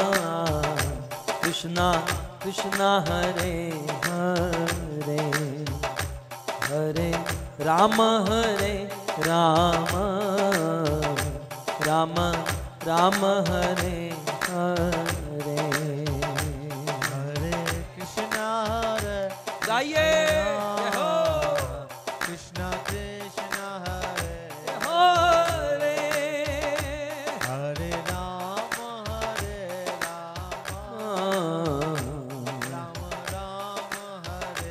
हरे।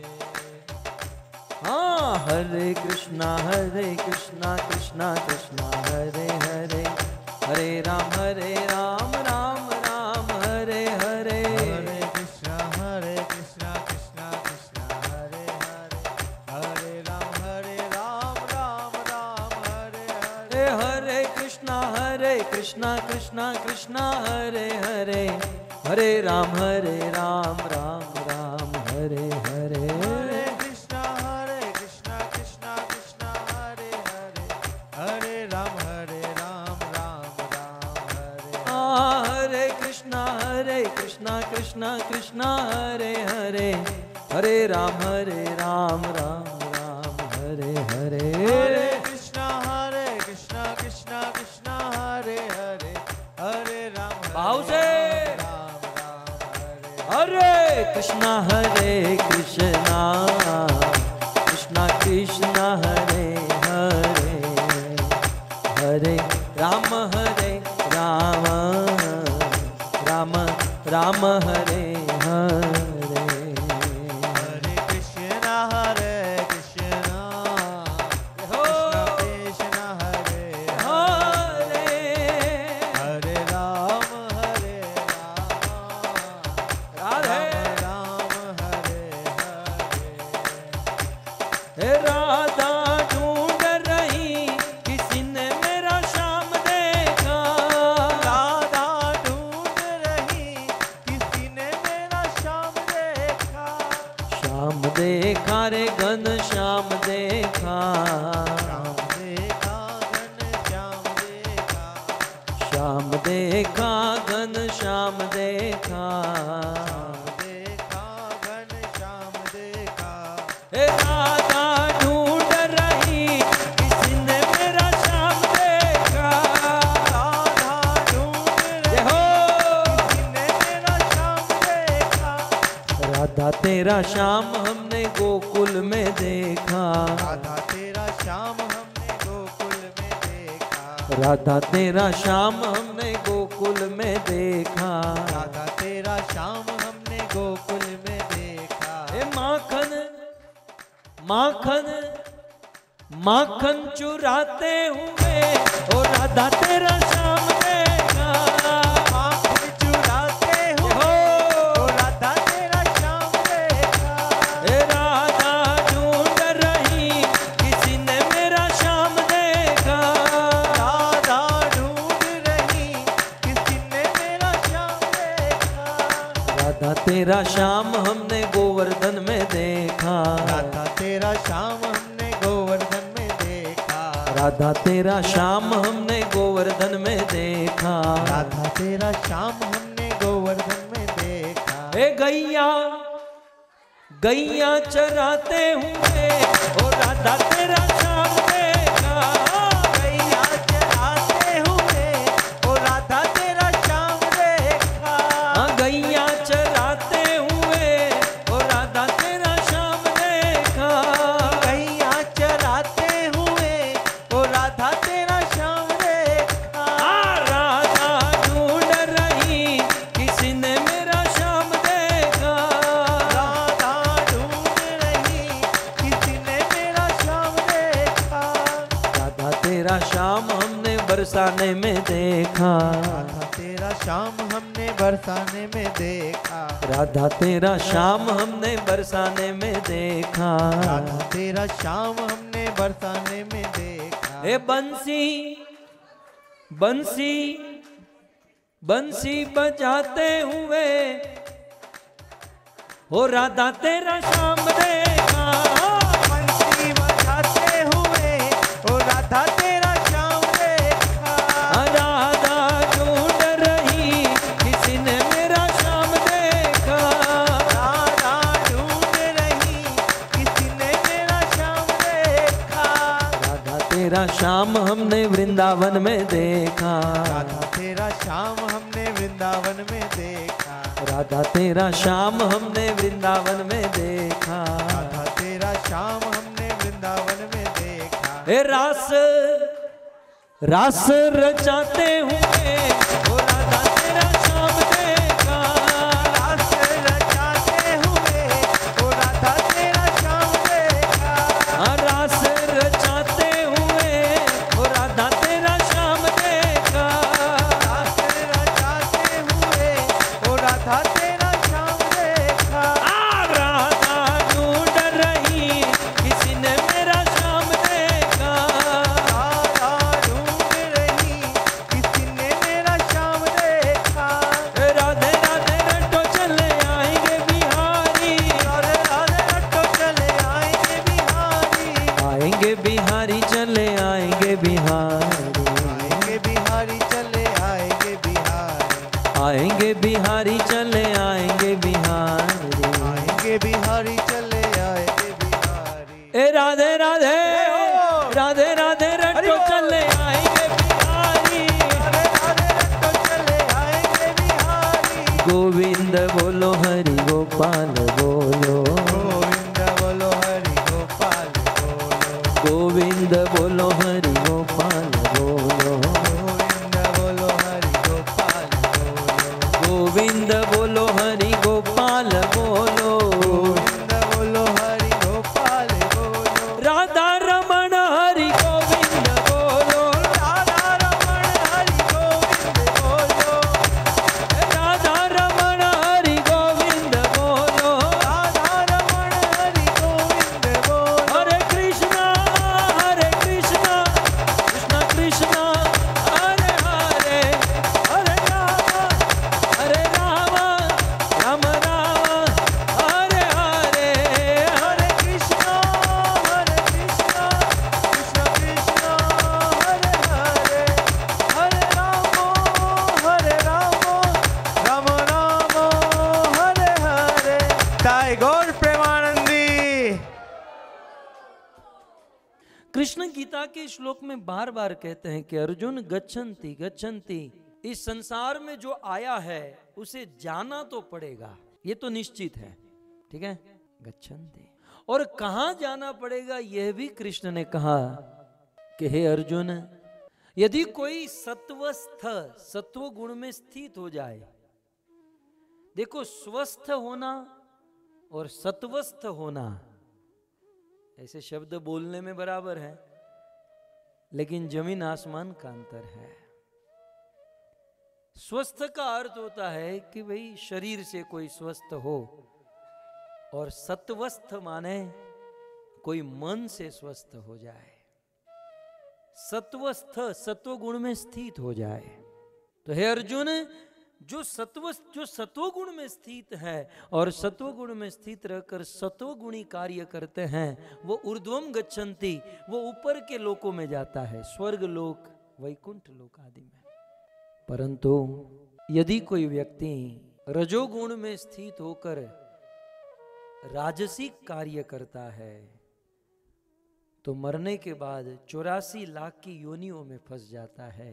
कभी गाय, कभी बैल, कभी गधा, कभी कुत्ता, कभी बंदर, इस प्रकार से। परंतु जगन्न गुण वृत्ति स्था, परंतु हे अर्जुन, यदि कोई तमोगुण में रहकर तामसिक कार्य करता है, पाप करता है, तो ऐसा पाप करने वाला व्यक्ति मरने के बाद अधो गच्छन्ति तामसा, मरने के बाद अध गच्छन्ति अर्थात नीचे की ओर नरक में जाता है। इस संसार में दुख की बात तो है कि कुछ लोगों को पता ही नहीं कि पाप किसे कहते हैं, पाप की परिभाषा ही नहीं जानते। शूट बूट टाई पहनकर घूमते, कहते आई एम जेंटलमैन। जेंटलमैन की परिभाषा जानते हो?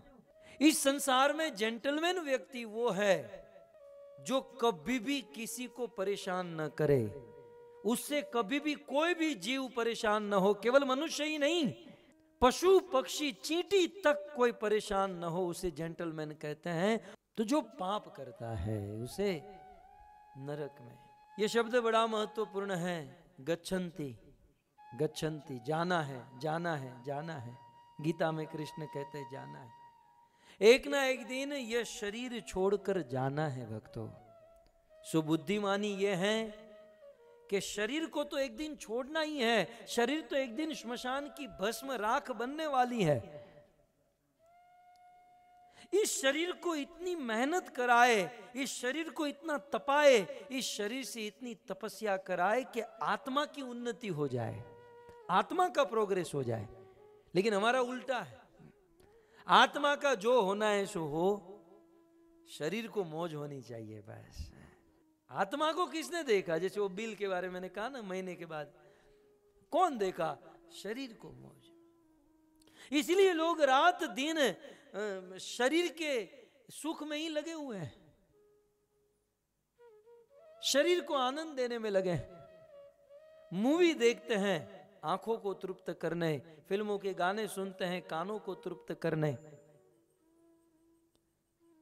नए नए रेस्टोरेंट में जाते हैं जीवा को तृप्त करने, रात दिन शरीर को, शरीर की इंद्रियों को तृप्त करने के लिए मेहनत करते हैं। लेकिन दुर्भाग्य कि इतनी इतनी मेहनत करने के बाद भी शरीर सुखी नहीं होता है, क्योंकि शरीर का गुण ही है दुखी बने रहना। भगवान ने जब ये दुनिया बनाई और जब ये शरीर बनाया तो इस पर एक लेबल मार दिया, दुखालयम, और हम लोग इसे सुखी बनाना चाहते हैं। बनाने वाले मैन्युफैक्चरर ने लिख दिया कि ये दुखालय है, ये दुखों का घर है, यहां सुख हो नहीं सकता, लेकिन फिर भी हम लोग शरीर को सुखी बनाना चाहते हैं। न तो कभी शरीर सेटिस्फाइड होने वाला है, न कभी सुखी होने वाला है। ऐसे शरीर को हम खिलाते पिलाते सजाते हैं, कितनी मेहनत करते हैं और आत्मा की दुर्गति कराते हैं। बुद्धिमान व्यक्ति वो है जो शरीर को तपाए, शरीर से मेहनत कराए और आत्मा की उन्नति करे, आत्मा को प्रोग्रेस कराए। मैं अक्सर कहता हूँ, आप तो सब पैसे वाले हो, अपने ही घर में रहते होंगे, कुछ लोग भाड़े के घर में रहते हैं। आपको शायद अनुभव होगा, हमारे भारत में जब भाड़े के मकान में रहना होता है तो एग्रीमेंट बनता है, जो रेंटल है और जो ओनर है उसके बीच में, और वह एग्रीमेंट 11 महीने का होता है। यदि ज्यादा कर दिया तो भारत तो आप जानते हैं ना, वो अपना कर लेगा घर। सब भूमि गोपाल की, गोपाल मेरे पिताजी का नाम, तो सब बिठा लेता है।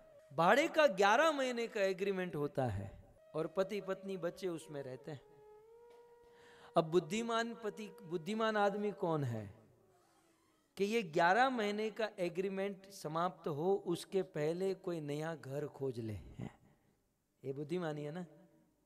और मूर्खामी क्या है, 11 महीने का एग्रीमेंट खत्म हुआ, मकान का ओनर आया, हमारा सारा माल सामान रोड पर रखा और फिर वो ढूंढने जाता है कोई नया मकान ढूंढता हूं।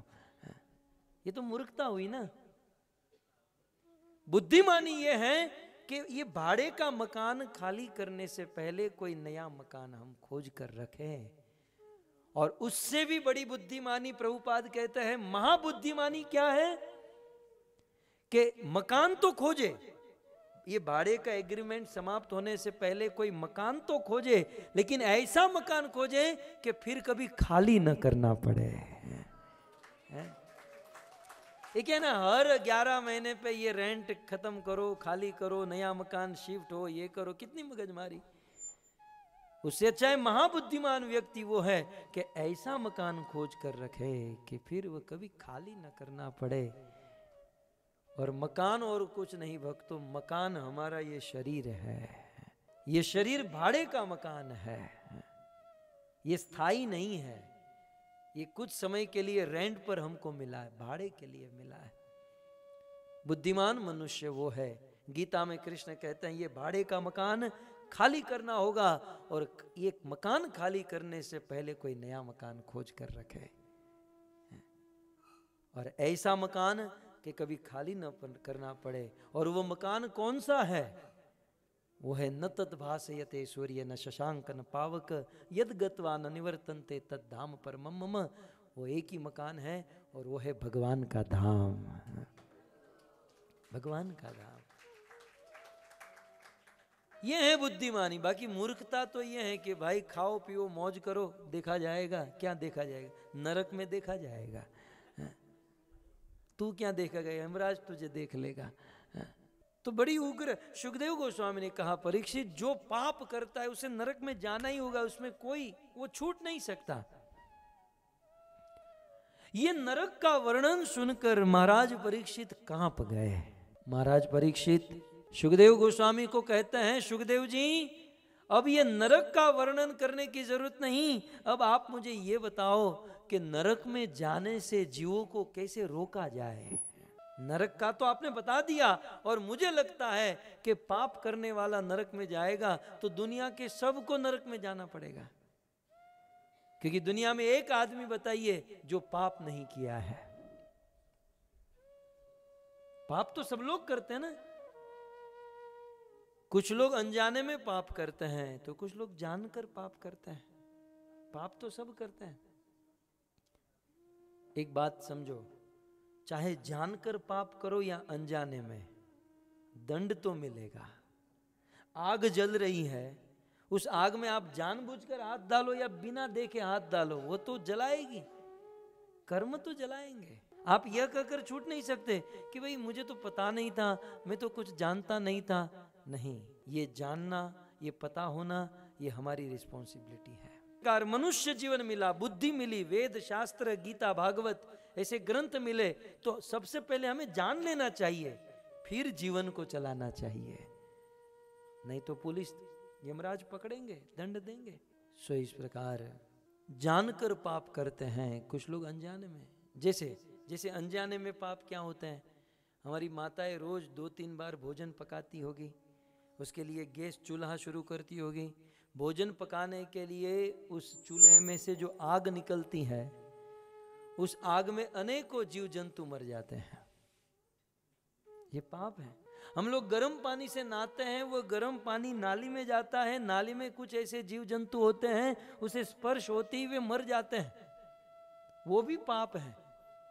न जाने हम नहीं जानते रोज सुबह उठकर कितने जीव जंतु मार रहे हैं। हम लोग रास्ते से चलते हैं, हमारी कार के टायर के नीचे, हमारे पांव के जूते के नीचे कितने जीव जंतु मर जाते हैं, असंख्य जीव। वो पाप है।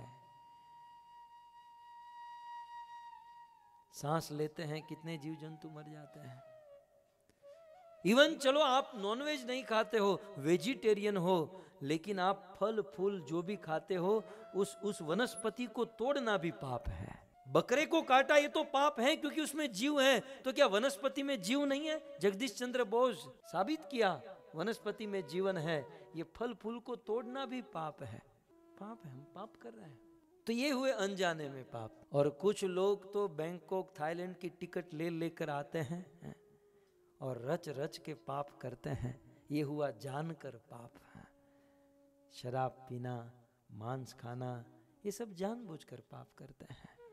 और इस दुनिया में सब लोग जाने अनजाने में कहीं ना कहीं पाप हो ही जाता है। इसलिए महाराज परीक्षित सुखदेव जी से कहते हैं कि हे सुखदेव गोस्वामी, अधु नेह महाभाग यथेव नरका नर नाना उग्र यातना न इयात तन में व्याख्या तुम रहसी। कृपया करके ये बताओ कि संसार के इस पापी जीवों को नरक में जाने से कैसे रोका जाएगा? तो सुखदेव गोस्वामी कहते हैं कि परीक्षित एक उपाय है। अब ध्यान से सुनिएगा। पाप तो हो चुके हैं। अब कोई ऐसा दावा कर सकता है मैंने कभी पाप नहीं किया? कोई नहीं कर सकता। हम सब ने पाप किए हैं और कर रहे हैं। भले लंबे लंबे तिलक खींचकर, शिखा, धोती, कुर्ता पहनकर, गोपी ड्रेस पहनकर लगता है कि बस राधा रानी के बाद इसी का नाम है। दिखने में तो हम बहुत बड़े डिवोटी, सीनियर डिवोटी बन जाते हैं, लेकिन पाप तो अभी भी हमने नहीं छोड़े हैं। पाप तो कर ही रहे हैं। पाप करने वाले नरक में जाएंगे, उसे बचने का उपाय बताइए। ध्यान से सुनिए। सुखदेव गोस्वामी कहते हैं परीक्षित एक उपाय है, एक उपाय है। क्या?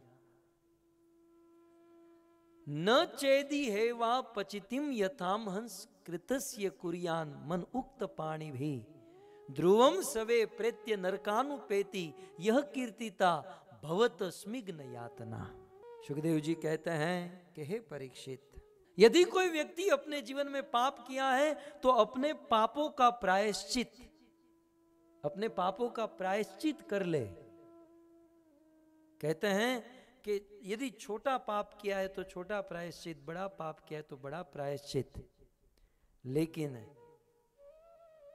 यदि वो प्रायश्चित कर लेता है तो नरक में जाने से बच जाता है। और यदि प्रायश्चित नहीं किया तो ध्रुवम, निश्चित ही, सवै, वो फतिया वाला पापी, ऐसा लिखा है। ध्रुवम माने निश्चित ही, सवै, वो पापी नरक अनुपेति, नरक में जाएगा ही जाए। बार बार Sukhdev Goswami double triple confirmation दे देकर कहते हैं कि वो जाएगा, मतलब जाएगा। ये कीर्तिता भवत स्मिग्न यातना, जिस नरक का वर्णन मैंने भागवत के 5वें स्कंद के 26वें अध्याय में किया। तस्मात परीक्षित, इसलिए, तस्मात माने देयरफॉर, इसलिए पूरे वह स्वीह पाप निष्कृत, इसलिए हमने जितने भी पाप किए हैं, यतेत मृत्यु और विपत्ति आत्मना, जीवन में कोई विपत्ति आ जाए, विपत्ति माने बुढ़ापा आ जाए, या पता चले डायबिटीज, कैंसर आदि रोग हो गया, ऐसा कुछ प्रॉब्लम आ जाए, उसके पहले जीवन में जितने भी पाप किए हैं उसका प्रायश्चित कर लेना चाहिए। कैसे? दोषस्व दृष्टा गुरु लाघवम यथा भिषक चिकित्सेन रुजाम निजान्वित। जैसे कोई रोगी किसी डॉक्टर के पास जाता है तो डॉक्टर देखता है कि छोटा रोग हो तो छोटा निदान, बड़ा रोग हो तो बड़ा निदान। वैसे छोटे पाप का छोटा प्रायश्चित, बड़े पाप का बड़ा प्रायश्चित। लेकिन जीवन में विपत्ति आने से पहले यदि प्रायश्चित कर ले तो वह पापों से या नरक में जाने से बच सकता है। सुखदेव गोस्वामी का कहने का अर्थ यह है कि जीवन में प्रायश्चित तुरंत करना चाहिए, प्रायश्चित करने में देरी ना करें। यदि पाप किया है और जिस दिन बुद्धि आई कि नहीं कुछ गलत काम हुआ, तुरंत प्रायश्चित, क्योंकि हमारे द्वारा किया गया पाप प्रायश्चित करने में जितनी देरी करेंगे उतना वो बढ़ता जाएगा। ब्याज पे पैसा देते लेते होंगे, आपको पता तो होगा, फिर ब्याज का ब्याज, चक्रवृद्धि ब्याज वो डबल ट्रिपल होकर बनते जाता है। इसलिए यदि पाप किया है और पाप और प्रायश्चित करने में जितनी देरी करेंगे वो बढ़ता जाएगा, तुरंत प्राय। और इस जन्म में नहीं किया तो मरने के बाद करोड़ों गुना भुगतना पड़े। सीधी सी बात है। आप किसी ट्रेन से जा रहे हैं, बस से जा रहे हैं, वो टिकट 5-10 बाट की होगी, ओके। 5-10 बाट की टिकट आपने नहीं ली और किसी पुलिस ने पकड़ा तो सीधी 100 बाट या 1000 बाट आपको दंड दे देंगे। सीधी बात है ना। आप उस समय ये नहीं कह सकते अरे मैंने तो 5-10 बाट की टिकट नहीं ली, ये लो 10 बाट। नहीं चलेगा। वो आपको पहले बुद्धि होनी चाहिए थी। अब आप दंडी हो, अपराधी हो, अब वो हजारों गुना भुगतना पड़ेगा। ठीक उसी प्रकार पाप हो गया है, जितना जल्दी प्रायश्चित करेंगे सस्ते में पड़ जाएगा, और जितना देरी होता जाएगा उतना वो बढ़ता जाएगा। और सुखदेव जी अलर्ट कर रहे हैं कि यतेत मृत्यु आने से पहले प्रायश्चित कर लो, क्योंकि मृत्यु के बाद फिर वो दंड के रूप में हजारों गुना बढ़ जाएगा। और केवल मृत्यु ही नहीं, विपद्य आत्मना, शरीर में कोई रोग आ जाए, कोई विपत्ति या बुढ़ापा आ जाए, उसके पहले करो। कई बार कुछ लोग भजन करते हैं ना, तो कहते हैं अरे अभी क्या, बूढ़े होंगे तब करेंगे। सुखदेव जी उन लोगों को कह रहे हैं। कभी कभी बच्चे भजन करते, भक्ति करते, तो कहते हैं ये क्या, खेलने कूदने की उम्र है, बूढ़े होने के बाद भजन करो, भगवान के नाम का जाप करो। बूढ़े होने के बाद आदमी अपनी शक्ति से टॉयलेट नहीं जा सकता, वो जब माला क्या खाक करेगा, प्रायश्चित क्या करेगा। बूढ़ा अपना काम ही नहीं कर सकता है तो अपने प्रायश्चित पापों का उद्धार कैसे करेगा। इसलिए बुढ़ापा आने से पहले, जब तक हम स्वस्थ हैं, प्रायश्चित कर लेना चाहिए। प्रायश्चित का अर्थ है पश्चाताप। पश्य माने बाद में, ताप माने जलना। कोई गलत काम हो गया, कोई गलत आचरण हो गया, और जब पता चले तो उसे याद कर कर के हमारा मन जले, दिल जले, और कुछ हम हमारे शरीर को जानबूझ के जलाए, तब कराए। जैसे आज मेरी एकादशी, कुछ अन्न खा लिया तो अगली एकादशी निर्जला करूंगा अपने आप। ऐसे पश्चाताप, गलत काम होने के बाद अपनी स्वेच्छा से अपने आप को दंड देना, ये पश्चाताप, ये प्रायश्चित है। जैसे आपने जीवन में पाप किए हैं और उस पाप को धोने के लिए यहां से भारत की टिकट लिए, टिकट लेकर गंगा गए, हरिद्वार गए और गंगा में स्नान किए, हो गया प्रायश्चित। तीर्थाटन किया, हो गया प्रायश्चित। ये सब प्रायश्चित है। मनु संहिता में मनु महाराज ने प्रायश्चित की विधि बड़े विस्तार से लिखी है कि ये पाप किया है तो ये प्रायश्चित किया। तो सुखदेव गोस्वामी ने बड़े सीधे सरल बात में बता दिया कि यदि कोई प्रायश्चित कर लेता है तो वो पापों से मुक्त हो सकता है। तो आपको भी समझ में आ गया कि पाप से मुक्त होना है तो प्रायश्चित करना चाहिए। जब इस प्रकार से जवाब दिया ना, परीक्षित ने हाथ ऊपर किया, महाराज सुखदेव जी प्रवचन आपका बढ़िया है लेकिन पल्ले नहीं पड़ रहा है। आपने कहा कि प्रायश्चित करने से व्यक्ति पापों से मुक्त होगा, तो मुझे क्षमा करेंगे, लेकिन मेरी दृष्टि से ये प्रायश्चित की जो विधि है मुझे ठीक नहीं लग रही। भागवत में लिखा, राजो उवाच, परीक्षित बीच में ही बोल दिए। परीक्षित महाराज कहते हैं, दृष्ट श्रुताभ्याम यत पापम जानन अपि आत्मनो हितम करोति भूयो विवश प्रायश्चितम अथो कथम। सुखदेव जी मैं जानता हूं कुछ लोग देखकर पाप, वाणी से पाप करते हैं, मन से पाप करते हैं, इंद्रियों से पाप करते हैं, और पाप करने के बाद ज्ञान होता है वो प्रायश्चित भी करते हैं, लेकिन प्रायश्चित करने के बाद फिर से पाप कर बैठते हैं। इसका क्या किया जाए? जैसे पतिया में बहुत पाप किया, फिर समर वेकेशन में छुट्टी लेकर भारत चले गए और हरिद्वार जाकर गंगा में स्नान किए, और गंगा में स्नान करके सारे पापों को धो दिए, संकल्प करके आए कि आज के बाद न शराब पिएंगे, न सिगरेट पिएंगे, न पाप करेंगे। प्रायश्चित हो गया। लेकिन जैसे ही थाई एयरवेज पकड़कर सीधे बैंकॉक उतरकर फतिया पहुंचते हैं, जो पाप पहले कर रहे थे वही पाप फिर से शुरू कर देते हैं।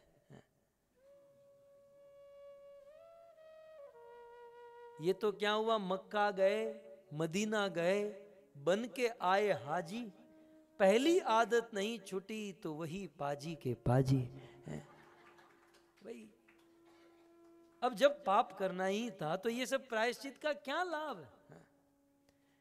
परीक्षित महाराज ने कहा कि कश्चित निवर्तते भद्रात कश्चित चरति ततः पुनः प्रायश्चितम अथो पार्थम मनीय कुंजर शौचवत। सुखदेव जी, ये प्रायश्चित मुझे हाथी के स्नान जैसे लगती है।